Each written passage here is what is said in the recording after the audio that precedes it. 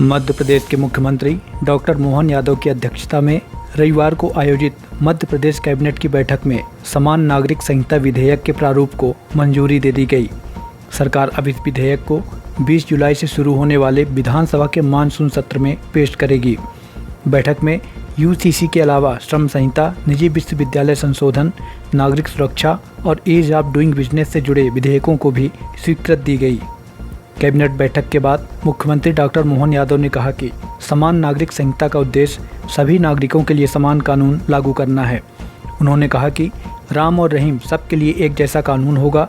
हालांकि इस कानून के दायरे से आदिवासी समुदाय को बाहर रखा गया है। प्रस्तावित विधेयक के तहत 1 माह के भीतर लिव इन संबंधों का पंजीयन अनिवार्य किया जाएगा। ऐसे संबंधों से जन्म लेने वाली संतान को उत्तराधिकार के सभी अधिकार प्राप्त होंगे। यदि कोई व्यक्ति बिना सूचना दिए लिव इन संबंध में रहता है तो उसके विरुद्ध कानूनी कार्यवाही का प्रावधान भी रखा गया है। यूसीसी के तहत विवाह से जुड़े प्रावधान सभी नागरिकों के लिए समान होंगे। मुख्यमंत्री ने कहा कि विवाह विच्छेद केवल मौखिक घोषणा से मान्य नहीं होगा, बल्कि उसे कानूनी प्रक्रिया के तहत ही मान्यता मिलेगी। यूसीसी पर प्रदेश से 9,58,000 सुझाव आए। इनमें 93.54% लोगों ने प्रदेश में इस कानून का समर्थन किया, जिसमें 80% मुस्लिम महिलाओं और 40% मुस्लिम पुरुषों ने भी एक समान कानून की मांग की है। इस प्रक्रिया में कांग्रेस को छोड़कर अन्य सभी राजनीतिक दलों ने समान नागरिक संहिता को लेकर अपने सुझाव दिए हैं। मुख्यमंत्री ने कांग्रेस से भी दलगत राजनीति से ऊपर उठकर इस विधेयक का समर्थन करने की अपील की है। को कानूनी जटिलताओं का सामना करना पड़ता है, इसलिए इससे मुकाबला करने के लिए एक समान नागरिक संहिता लागू करना चाहिए। 86.78 मतलब 86.78% लोगों ने कहा कि समान नागरिक संहिता को मौलिक अधिकारों का उल्लंघन किए बिना लागू किया जा सकता है। कुल मिलाकर के दोबारा मैं परसेंटेज नहीं दोहराऊंगा, ये फिर वापस लंबी कहानी हो जाएगी। लेकिन समान नागरिक संहिता, इसके जो 4 महत्वपूर्ण पिलर्स है, ये चारों पे मैं बात करना चाहूंगा। विवाह इस राज्य में इस नियम के बाद एक ही लागू होगा। दूसरा, विवाह निषेध माना जाएगा। जब तक कि कानून सम्मत रूप से विवाह विच्छेद नहीं हो, तब तक दूसरे विवाह की परमिशन उसको नहीं रहेगी। विवाह विच्छेद में भी केवल शब्दों से कोई विवाह विच्छेद नहीं कर पाएगा। तलाक तलाक तलाक या ऐसे जो चीजें हैं, इससे इसको मुक्ति दिलाई गई। कानूनी प्रक्रिया के बाद ही तलाक का दोनों पक्ष के बीच में निर्णय के आधार पर लागू किया जा सकेगा। उत्तराधिकारी का चयन भी उसी प्रकार से रहेगा।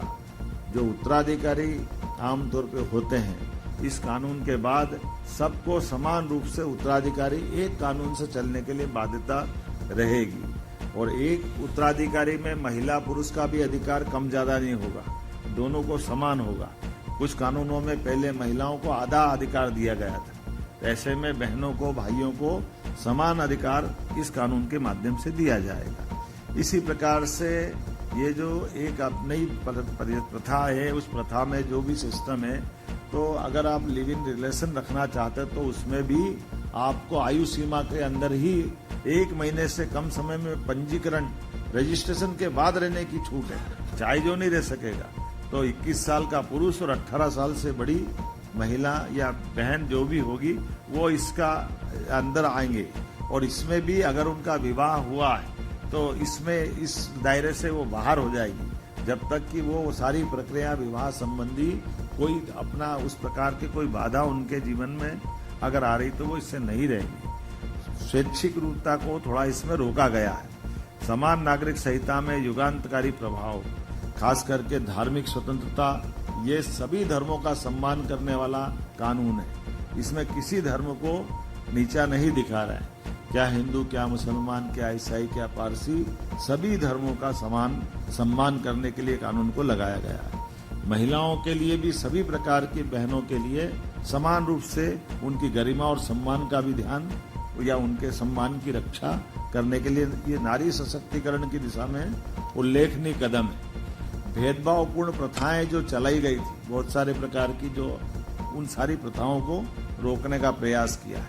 आदिवासी अंचल हमारे जो अनुसूचित जनजाति या संरक्षित रूढ़िगत आधार वाले व्यक्ति समूह जो हमारे घुमंतु अर्ध घुमंतु आते हैं उनको इसमें अपवाद रखा गया है, उसको इस दायरे से इतर रखा गया है।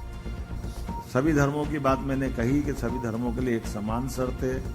धार्मिक समारोह अनुष्ठान रीति रिवाज अलग अलग हो सकते हैं, उसमें कोई बाध्यता नहीं है कि वो एक जैसी मानना है। जिसको पूजा करना वो पूजा करे, जिसको बाकी अपने रीति रिवाज का पालन करना धर्म अनुसार अपने अपने आचरण का, उसको इसमें पूरी छूट दी गई है, उसमें कोई इसमें परेशानी नहीं है।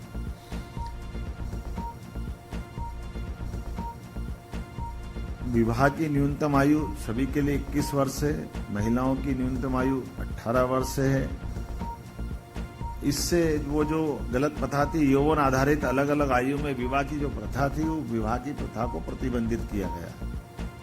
विवाह के लिए रजिस्ट्रेशन सबका होगा।